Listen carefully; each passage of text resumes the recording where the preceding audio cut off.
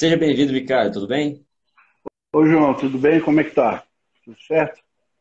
Excelente. Ricardo, obrigado pela sua participação aqui com a gente no Ciência da Bola. É um prazer ter você aqui. A gente sempre traz profissionais qualificados que fazem com que o nosso futebol, o nosso futsal se desenvolva dentro de uma abordagem importante de conhecimentos, compartilhar conhecimentos, também fazer um trabalho qualificado. Você é um profissional como este, tem um histórico muito legal dentro do futebol. Então, seja bem-vindo. Queria que você falasse um pouco também para o pessoal que já te conhece, né? Tenho certeza que todos aqui te conhecem. Mas falar um pouco da sua trajetória, né? Brevemente, você teve experiência no Brasil, fora do Brasil, experiência com seleção brasileira. Quanto que isso foi importante dentro da sua carreira? Então, João, assim, como todo garoto, né, eu sonhei em jogar futebol, era um apaixonado pelo esporte e corri atrás desse sonho. Tentei, fiz testes em vários clubes, né, no futebol brasileiro, principalmente comecei em São Paulo, mas vi realmente a minha oportunidade em Londrina, né, no Londrina Esporte Clube, onde eu tenho muito carinho, é um clube que eu acompanho, gosto. E lá eu trabalhei durante 9 anos, entre treinador e jogador de futebol. Parei de jogar muito cedo, resolvi parar, mas sempre com a paixão, sempre com amor, né, pelo esporte, e resolvi estudar. Estudar porque eu tive a primeira oportunidade de ser um treinador também numa equipe pequena, chamada Portuguesa Londrinense, e aonde ali eu fui convidado a treinar e confesso a você que cheguei sem ter experiência nenhuma, só reproduzindo aquilo que eu já havia visto com treinadores, né, que passaram na minha carreira. E aí eu resolvi estudar, buscar conhecimento, entrei em educação física, me formei, depois, né, passei pela questão das licenças, que isso é muito recente, né, as licenças da CBF, e sempre busquei me aprimorar para poder, né, continuar em busca do meu sonho. E cada passo que eu dei, tanto pequeno, bem pequeno quanto grande, foram extremamente importantes na minha vida, né? A gente vê que a dificuldade é muito grande entrar nesse meio e cada passo, né, nessa caminhada é importante. E deixar sempre uma palavra para aqueles que nos ouvem, né, que é importante aproveitar o caminho, porque a gente fica muito focado nos objetivos, né? Aí você conquista um, você vai em busca de outro, e você perde momentos importantes da caminhada. Então é sempre importante também estar em busca de estar valorizando cada passo que você der na sua trajetória. Legal, Ricardo. Importante você falar, né, durante esse período que, além das experiências práticas, foram importantes para o seu aprendizado, seu desenvolvimento dentro do futebol, também é buscar estudar. Eu acho que hoje em dia, para um profissional do futebol, aquele que não busca conhecimento, aquele que não tenta se qualificar, eu acho que vai ficar para trás, já está ficando para trás. E você até citou que no passado, né, quando você iniciou a carreira como treinador, havia poucas possibilidades ali de até mesmo cursos, como a formação da CBF e outras formações. Hoje isso já está mais evidente. A gente vê várias formações aqui, a gente trabalha bastante com formações também, outras empresas, outros canais. Então a informação está muito acessível. Só que muitos profissionais não conseguem fazer essa diferenciação do qual que é um curso qualificado, uma informação que você pode trazer um conhecimento que vai ser aplicado dentro do futebol. Então, muitas pessoas têm essa dúvida, têm essa dificuldade de compreender. O que você pensa a respeito, Ricardo? Hoje em dia mesmo, essa qualificação do treinador, a qualificação de quem quer trabalhar desde a iniciação, categorias de base, até atingir o topo. Porque esse mito, né, de que quem vai ser treinador apenas o ex-atleta, acho que isso já foi superado. Hoje não basta apenas ser ex-atleta e tem mesmo que ter essa formação. Então, eu queria saber de você, Micael, como que você vê atualmente a qualificação de professores e treinadores de futebol? Bom, eu acho assim que tudo é muito novo, né, ainda para o nosso país, essa questão da qualificação, da especificidade dentro do futebol, né, de buscar realmente um conhecimento muito específico para aquele desporto. A educação física, ela tentou um período ser o formador dos treinadores de futebol, mas não é, longe disso, né? Agrega conhecimento, mas está muito longe de ser um curso que vem a te trazer uma base sólida para desenvolver isso. Então, assim, hoje eu vejo que as ferramentas que nós temos, um canal como o teu, a gente pode citar, o que traz de informação, o que traz de pessoas que já passaram por experiência, isso é extremamente positivo. Isso não existia, né? Até porque essa questão da comunicação instantânea ela é muito recente, né? Parece que já faz tempo, mas não. Ela é muito do agora. Então, hoje a informação, o conhecimento está muito disponível. Hoje você entra na rede, na internet, e você tem aí todo quanto é tipo de treinamento, de proposta, de ideias de jogo. Agora é importante também você saber filtrar, né? Você tem uma base para você poder ouvir tudo isso que está sendo dito, mas também ter um filtro para saber, na hora de levar isso a campo, você tentar levar o atleta, aquele que vai realmente te trazer o resultado, uma informação que ele possa assimilar e que possa dar esse resultado que você precisa, até para se manter.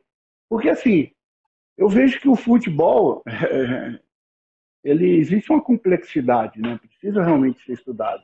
Mas dentro dessa complexidade, você conseguir transformar isso em dia a dia, em treinamento, de uma forma simples, eu acho que esse é o caminho certo, né? Agora, precisa se estudar, precisa se aprimorar, precisa buscar ferramentas para poder o treinador bater a cabeça na hora que transformar isso em campo, ter uma didática muito fácil, muito acessível.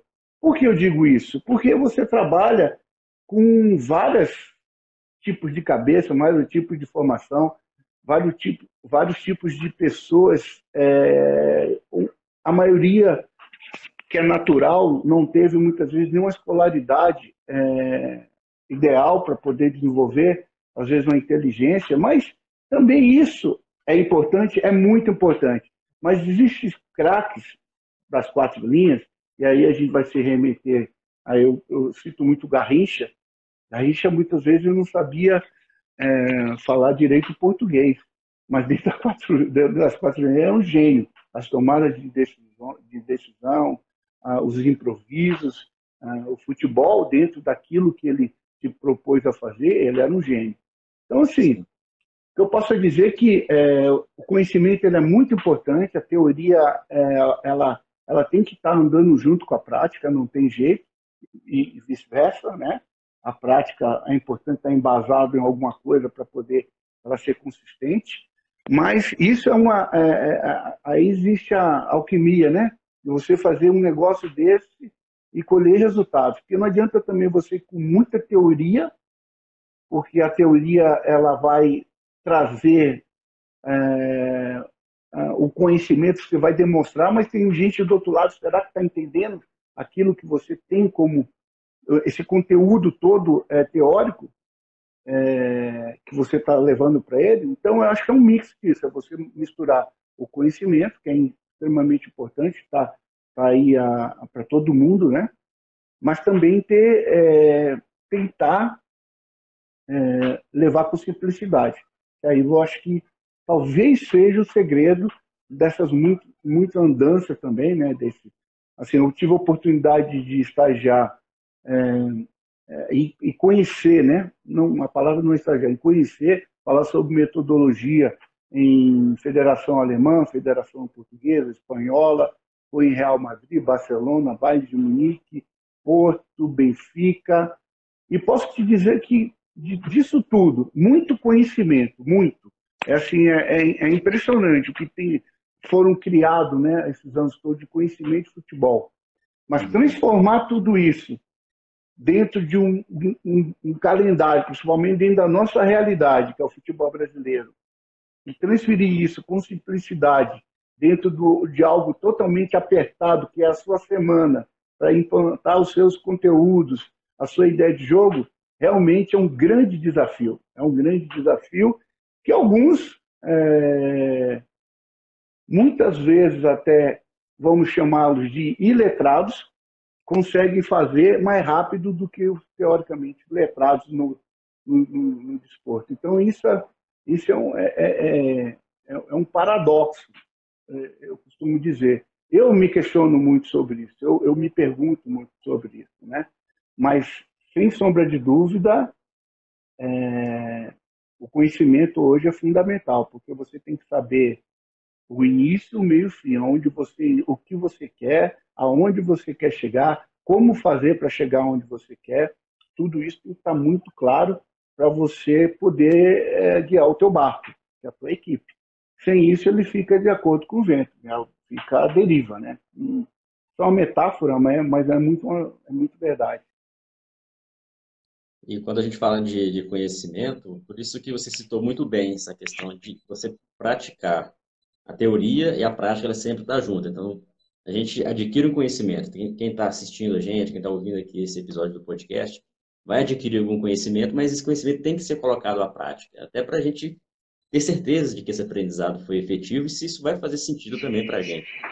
Então, nem Isso. sempre só a teoria vai ser sinônimo de resultado positivo dentro do futebol, principalmente o futebol, que é um esporte totalmente prático.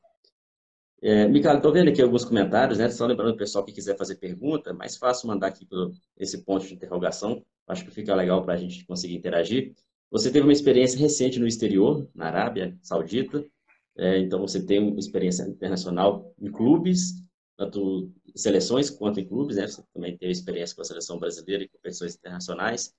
Você chegou a ver diferenças, você percebeu diferenças nesse trato do conhecimento no futebol em outros países onde você já passou, em relação ao Brasil? Digo no sentido mesmo de buscar formações, de buscar qualificações, de na TV ser discutido algo relacionado ao jogo, algo relacionado a um conhecimento ali dentro do jogo, sem muita especulação, sem muito clubismo.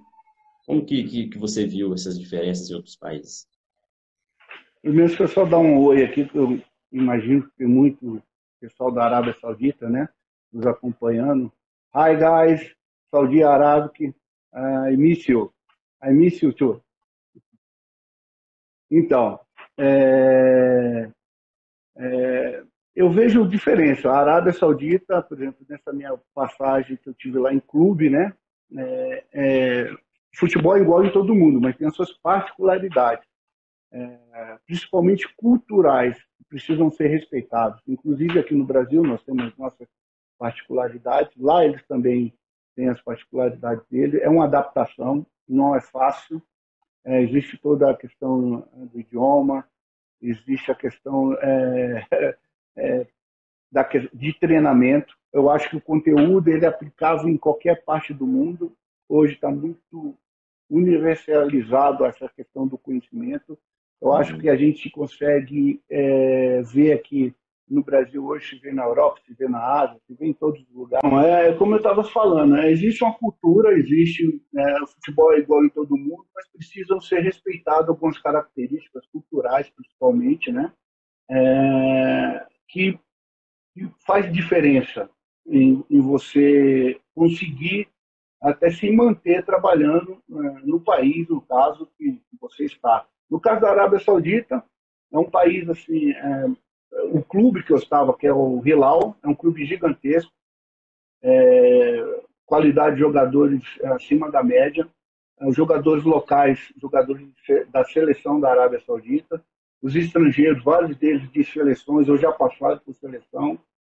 Agora, sim, existe toda uma característica, como eu falei, cultural, a questão de você respeitar, tem os horários das rezas, tem período do jejum, tem os horários dos treinamentos, às vezes você tem que se adaptar um pouquinho, porque às vezes tem que fazer mais à noite, porque é muito quente quando chega o verão.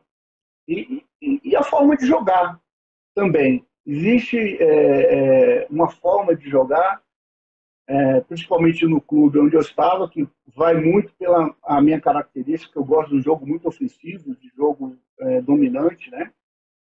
E o Hilal me deu isso, né? Essa condição de fazer o que eu gosto.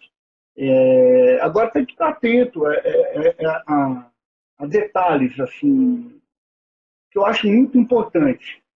Pela questão do idioma, é importante você ter muito claro aquilo que você quer do treino. Você tem que se programar de uma forma muito assertiva para você extrair o que realmente você quer para aquela sessão. E isso tem que também despertar um desejo neles de aproveitar o treinamento. Então, isso é uma situação que requer de você muita estratégia, muito assertividade, como eu já falei, para você criar um ambiente de motivação para o treino. Você não pode chegar com qualquer treino, não pode chegar, até pela questão da língua, como eu falei, tem que ser muito assertivo. Isso demanda muito tempo, né, expendido em você projetar, você programar, né, aquilo que você quer para o dia. Então, eu vejo isso como umas características que eu pude aprender, principalmente na Arábia Saudita, onde eu fui no clube, né? E seleção, quando eu joguei contra várias escolas do mundo, tem suas particularidades também, né, na forma de jogo, nos seus modelos, na sua forma de dia a dia, até porque eu troquei muita ideia com alguns treinadores, né, para entender também, para poder aprender. Então, assim, e precisa respeitar muito as características locais para você começar com o pé direito, vamos dizer assim. Interessante, porque, como você disse, né, no início, antes da gente ter o problema que é a queda da AI, o futebol é igual em todos os lugares, né? Porém, a forma que a cultura dentro daquele clube, do país está inserida, isso pode, de repente, ali, fazer com que algumas coisas que para a gente é normal, não seja tão normal no dia a dia dos clubes. E aí é um desafio, é um Perfeito, aprendizado que nenhum curso vai te dar, né? É um aprendizado que nenhuma perfeito, perfeito. É tem que estar exatamente no dia isso. a dia. Você vai E ter que outra coisa passar por também, isso sim, e você vai ter que, às vezes, aprender com os erros e, às vezes, você não tem muito tempo de errar, né? Então, tem que ser muito estratégico, como eu falei, entender muito rápido o contexto, entender muito rápido essa questão de como eles se adaptam ao seu trabalho e, às vezes, você adaptar eles também, né, um pouco. E toda essa mistura, né, é o que vai fazer, muitas vezes, você ter um trabalho de sucesso ou não ter. e assim, o conhecimento, né, que o treinador tem que ter nesse caso, é o conhecimento de ele entender, olha, eu sei até tal ponto. A partir disso aqui, eu tenho que ser flexível, aceitar que a cultura é diferente, abrir mão de algumas coisas, né, e tentar tirar um aprendizado com isso. Acho que, assim, ó, é um caminho legal, né? Talvez isso que também faça com que treinadores que tenham essa experiência internacional também sejam tão qualificados. Quando você falou sobre seleção, é até uma dúvida que eu tenho, acredito que o pessoal também que está nos ouvindo, nos acompanhando, tem. Há uma diferença muito grande, Micara, em treinar uma seleção, em treinar um clube, visto que a seleção a gente tem um período curto. O clube a gente está ali no dia a dia, praticamente quase o ano todo. Você sente uma diferença em relação a isso no dia a dia como treinador? Ah, sim, com certeza tem. E assim, você tem um período muito reduzido, né, de dias para você aplicar todo aquele conteúdo que você às vezes quer que a sua equipe desempenhe, né, nos jogos. Então é difícil, viu? Não é tão fácil. Até porque a seleção brasileira tem uma particularidade, né? Aqui no Brasil não é igual a seleção da Bélgica, não é igual a seleção da Itália, não é igual a seleção da Espanha. Por quê, Rogério? Porque aqui no Brasil toda hora muda. Toda hora surge um novo talento, toda hora surge alguma promessa que tá bombando, vamos dizer assim, e que você precisa dar oportunidade para esse cara. Então, a rotatividade numa seleção brasileira era muito maior do que em algumas seleções, como eu citei. Tem seleções no mundo que ela vem sendo formada, ela vem sendo construída desde a sub-15. Do sub-15, que chega aos profissionais, às vezes é 60% do elenco. Então, os caras ganham um conjunto muito forte. Talvez eles não tenham a qualidade individual dos atletas como a seleção brasileira, mas eles têm um conjunto que joga junto há muito tempo. Então, o Brasil tem essa particularidade ainda. É só a gente ver a última convocação. A última convocação não pôde ir alguns atletas, né, para a seleção brasileira principal. Formamos uma nova e essa nova deu conta do recado. A Olímpica foi a mesma coisa. Eu tenho certeza que não foi o time A da Olímpica, nem o B. Talvez, quando eu digo assim, talvez tenha sido o time C. Mesmo assim, nós somos campeões olímpicos. Então, nós temos essa condição no Brasil de ter muitas opções de jogadores surgindo a todo momento. Então, isso também atrapalha um pouquinho a questão do entrosamento, daquela questão de grupo, daquela ideia que você tem de jogar, que você quer ela cada vez mais consolidada. Porque a todo momento você tem uma peça, duas peças entrando, e aí você precisa também dar a essas peças o entendimento que os outros têm para poder ganhar conjunto. Então, mas, por um outro lado, existe a inteligência do jogador de seleção. Enquanto em outras modalidades, enquanto no clube, em alguns lugares, dependendo da série B, às vezes você precisa de uns 4, 5 sessões de treinos para você dar um estímulo que você quer para sua equipe. Na seleção brasileira, às vezes 1, 2 estímulos, o cara já sabe o que você quer. E até te ajuda, ele te colabora com algo que você nem imaginava. Ele te dá um outro caminho que você não tinha. Você tem um caminho A e o B. O cara entende que o caminho A e entende o caminho B. E ele te dá o C. Então, a questão da seleção também é muito isso, né? A qualificação dos atletas, a memória esportiva que esses caras têm, de terem trabalhado com muitos profissionais de alto nível, qualquer estímulo que você der para eles, a resposta é muito rápida. Sendo que um jogador que não teve essa oportunidade de trabalhar, não teve uma boa formação, não teve tantas oportunidades, você dá o estímulo e quando você dá, talvez seja a primeira vez que aquele cara viu aquilo. Então ele demanda um tempo maior de adaptação a esse estímulo. Então tem todas essas particularidades, a diferença de série A, série B, série C, seleção, tudo isso aí também o profissional que vai conduzir isso, ele tem que ter entendimento. Ele não vai poder querer executar muitas vezes na seleção o que ele faz no clube, porque na seleção é muito mais rápido o entendimento dos caras. Então você pode otimizar os estímulos. Eu, para Olimpíadas, eu tive 24 sessões de treino. E é lógico que no início você, até adquirir aquilo que você, o grupo entender aquilo que você quer, às vezes leva um pouquinho de tempo. E às vezes, no meio do caminho, tem uma mudança de alguma coisa ou outra, em termos até de ideia. Eu saí de um jogo posicional e fui para o situacional. Mas a assimilação dos caras foi tão melhor para aquela, que já traziam uma memória esportiva, que eu abri mão do outro. Então, eles nos ensinam também. Muitas vezes nós vamos com várias convicções, aí que eu falo para você, a gente vai com uma carga teórica grande, querendo, nada. Às vezes, você tem que identificar também esse DNA do jogador brasileiro, daquilo que ele tem capacidade, daquilo que ele gosta de fazer melhor. Porque quando você tem prazer naquilo que você faz, você rende melhor, né? Então, existem essas diferenças, né? E tem que estar muito atento, né? Quando você vai dirigir uma coisa ou outra. Muito bom, Ricardo, muito bom mesmo. Você só fala aí.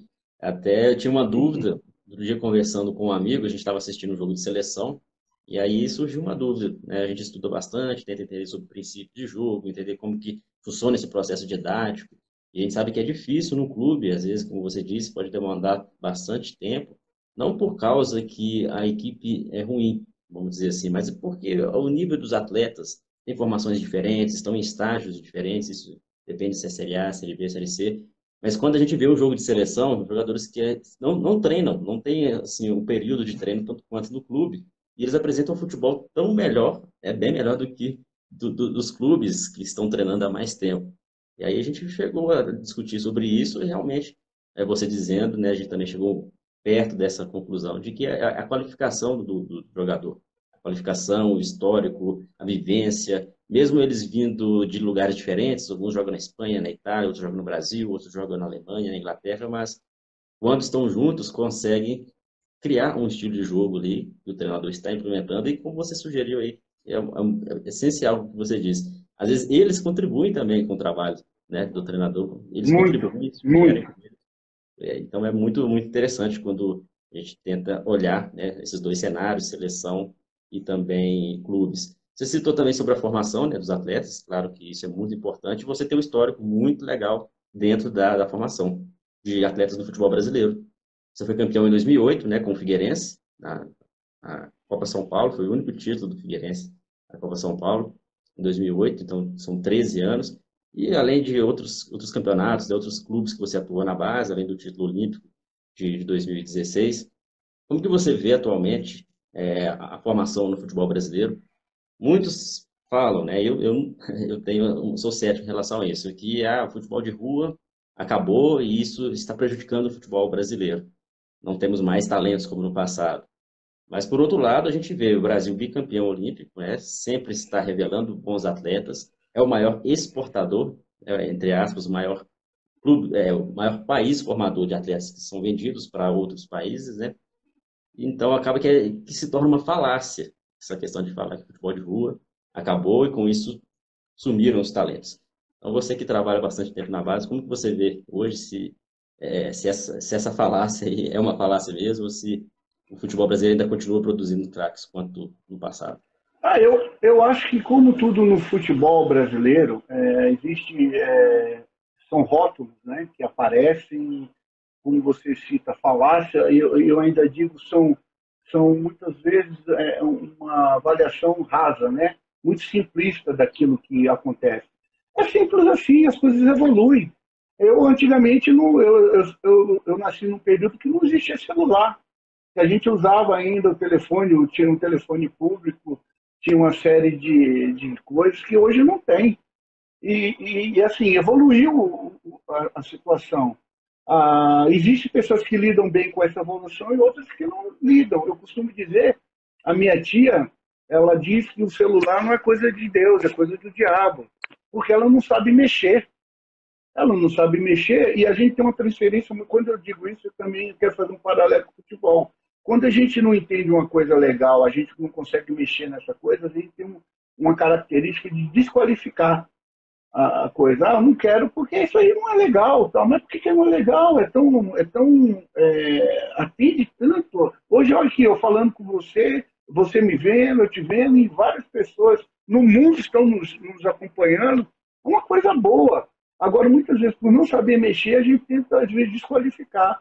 O que está acontecendo muitas vezes no futebol, e acontece muito, é que quando a gente não sabe como manipular um novo momento, administrar um novo contexto, a gente tenta desqualificar esse novo momento e ser saudosista daquilo que já passou.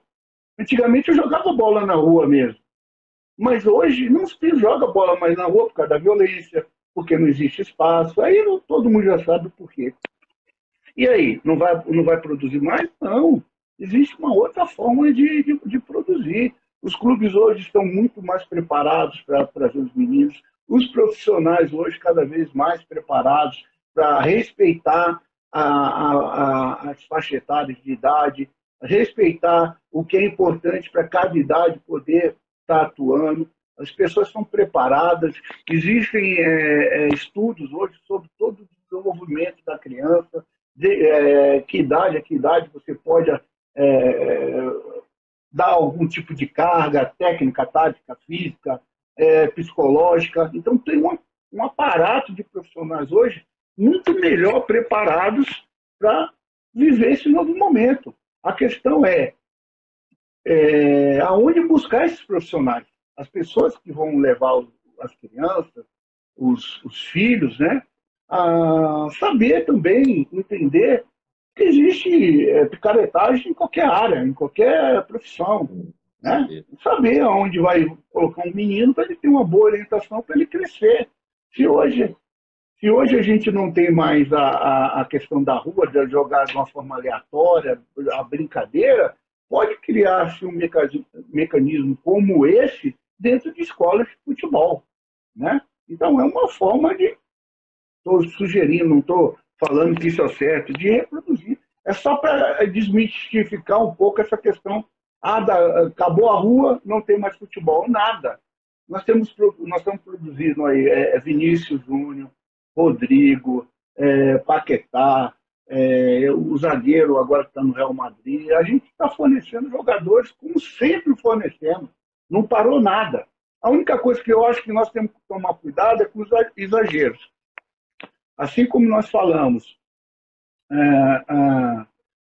dessa carga teórica que a gente está trazendo, que é extremamente importante para a gente entender o que a gente faz, inclusive, principalmente com criança, é você também não reproduzir tudo que é importante na cultura da Itália, na cultura alemã, trazer aquilo para a cultura brasileira sem respeitar as nossas características, a nossa cultura, a nossa forma de fazer futebol.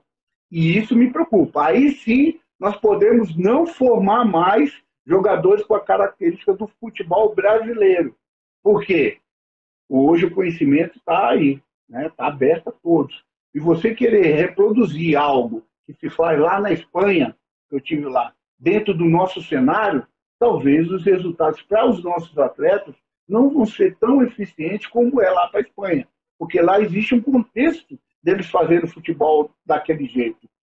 Lá na Alemanha, diferentemente do nosso contexto aqui. Então, entender também isso, para a gente também não reproduzir tudo, porque hoje existe uma moda de que tudo que é de fora é melhor do que o que há aqui de dentro. Humildemente falando, realmente, nós tivemos um momento de muito pouca qualidade, principalmente teórica para fazer, mas eu acho que isso já não existe mais. Hoje nós já estamos equiparando a muita coisa. E continua acontecendo isso. Então, a gente tem quando existe assim uma depreciação de um produto que hoje é um nacional, nós temos um olhar muito aberto para o produto que está fazendo sucesso. Mas como eu falei em algumas respostas anteriores, nós temos que tomar muito cuidado com a questão cultural, com o meio, com o DNA daquele local, daqueles atletas, dos atletas, das crianças, né? Então, só me preocupa isso. Essa carga teórica, essa carga acadêmica que nós estamos trazendo, a gente trazer tudo isso, principalmente dos influenciadores que nós temos hoje. A Espanha é um influenciador, o Portugal é um influenciador, a trazer isso para a nossa realidade e descaracterizar um futebol que encanta, um futebol que ainda os maiores clubes do mundo vêm aqui comprar, porque eles têm a base teórica melhor que a gente, porque eles estudam há mais tempo, o desporto, mas ainda na fase final do jogo, eles precisam de cara que desequilibre. E essa formação quem tem é o futebol brasileiro. Realmente. Não é à toa que cada vez mais a gente vê clubes europeus buscando os atletas mais cedo Jorge. aqui no Brasil, porque eles já sabem que eles precisam do talento brasileiro para os clubes deles para fazer com que a cultura brasileira se insira lá dentro. Eles não fazem um processo contrário, de formar os atletas com base na nossa cultura de jogar. Eles trazem, eles levam os nossos atletas para encaixar no clube. E um ponto interessante que você citou, Ricardo, até para a gente caminhar aqui para o nosso final do bate-papo, que é sobre essa questão do consumo do conteúdo acadêmico de outros países, em excesso, pode descaracterizar quando a gente vai formar um atleta aqui no Brasil. Muito se deve, né, se isso aconteceu, se ainda está acontecendo, né, tomara que isso esteja diminuindo, porque no passado não havia uma literatura brasileira. E aí fez com que Perfeito. a gente fosse buscar conteúdos, principalmente em Portugal, né, pela facilidade da língua, muitos conteúdos na língua portuguesa feitos por profissionais de lá, conteúdos na Espanha, conteúdos na Inglaterra. Só que quando vai aplicar, a gente tem que aplicar dentro do contexto, é o que a gente conversou antes. A gente adquire o conhecimento, mas na hora de aplicar, a gente tem que olhar o contexto, olhar o momento, olhar a situação e fazer com que aquilo seja transformado em uma prática que seja eficiente. Agora, hoje em dia, a gente percebe muita produção, muito conhecimento dos brasileiros, de treinadores, né, treinadores como você, outros treinadores, professores, que produzem conhecimento, né, dentro da nossa cultura. E aí sim, agora que é o momento da gente aplicar de acordo com essa nossa cultura, né? Então, tentar diferenciar. Olha, a gente tem o conhecimento aqui, tem o conhecimento de fora, mas a gente tem que aplicar dentro do contexto. Então, isso realmente é importante. É esse tipo de Perfeito, conhecimento que João. faz total diferença, né? Perfeito. É o filtro. É o filtro. É você conseguir, vai lá. Eu acho que a ideia alemã foi muito bacana. A virada de chave deles, eles tinham uma forma de pensar futebol em umas bolas longas, né? Com jogadores fortes na frente, brigavam pela primeira e segunda bola, chegava no último terço e finalizavam. Esse foi o futebol alemão de muitos anos atrás, que essa nova geração até ela não chegou a ver. Agora não, ela deu uma mudada totalmente. Ela foi para um jogo mais apoiado, um jogo de domínio sobre o adversário, um jogo, uma coisa que eu trouxe de lá para a minha realidade, de tudo que eu vi, foi o que eles chamam de zona vermelha, que é a zona da finalização, e isso, para mim, encaixou com aquilo que eu gosto de futebol, que eu trago até hoje nos meus trabalhos. Então, assim, peguei algo da Alemanha, mas adaptável à minha ideia daquilo que o meu contexto, que a minha cultura, que o meu atleta, que o meu jogador, inclusive de formação, ele necessite. E é uma coisa boa. Agora, tem outras coisas que lá tem que não vai se adaptar ao meu contexto, porque é uma outra realidade. Em tudo, inclusive em competições. Lá os caras jogam no final de semana, a maioria dos clubes, né? A não ser aqueles top do top que tem mais de uma competição. Mas mesmo assim, respeito. Aqui no Brasil, não. No Brasil, a gente tem que pegar uns 5 alicerces, no máximo, numa formatação de uma equipe, bater nisso e ganhar tempo no clube para você poder implantar o resto. Porque se você quiser jogar a água toda na planta, você vai matá-la. Sem sombra de dúvida, ninguém vai entender nada que você quer. E aí você perdeu tempo, a equipe não deu a resposta e você perdeu o emprego. Então é uma outra realidade que lá esse processo, a palavra é processo, eles fazem. Eles pegam o LOL e pegam o cara lá desde auxiliar, coloca ele depois como principal e só sai do trabalho dele quando encerra o contrato dele. Então, mesmo perdendo, mesmo saindo de fases que na ideia do brasileiro é absurda, esse contexto é deles. Essa organização, esse planejamento é deles. Nós não, nosso sangue é muito quente. Nós queremos o resultado para ontem.